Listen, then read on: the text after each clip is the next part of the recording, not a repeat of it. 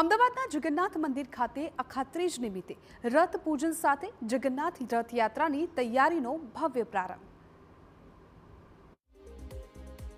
અમદાવાદમાં અખાત્રીજના પાવન અવસરે જગન્નાથ મંદિર ખાતે ભગવાન જગન્નાથની રથયાત્રા પૂર્વે પરંપરાગત રીતે ત્રણેય ઐતિહાસિક રથોનું વિધિવત પૂજન કરાયું। દર વર્ષે અખાત્રીજના દિવસે આ પૂજન વિધિ થતી હોય છે, જેમાં પૂજારીઓ દ્વારા મંત્રોચ્ચારની સાથે રથને પવિત્ર કરાય છે અને યાત્રાની તૈયારીઓનો શુભારંભ થાય છે। આ વર્ષે ભગવાન જગન્નાથજીની 149મી રથયાત્રા 16મી જુલાઈએ કાઢવામાં આવશે, જે મુદ્દે ભક્તોમાં ઉત્સાહ જોવા મળી રહ્યો છે। પુરીમાં પણ ભગવાન જગન્નાથજીને આજના દિવસે આ રથોનું પૂજન થતું હોય છે। આપણે અમદાવાદ કર્ણાવતી મહાનગરે પણ ભગવાન જગન્નાથજીના રથોનું પ્રતિવર્ષ અક્ષય તૃતીયાના દિવસે પૂજન વિધિ કરતા હોય છે। આજ આ પૂજન વિધિ સંપન્ન કરી છે। ઉલ્લેખનીય છે કે અષાઢી બીજના દિવસે ભગવાન નગરચર્યાએ નીકળે તે પહેલા અખાત્રીજના દિવસે ત્રણેય રથનું પૂજન થતું હોય છે।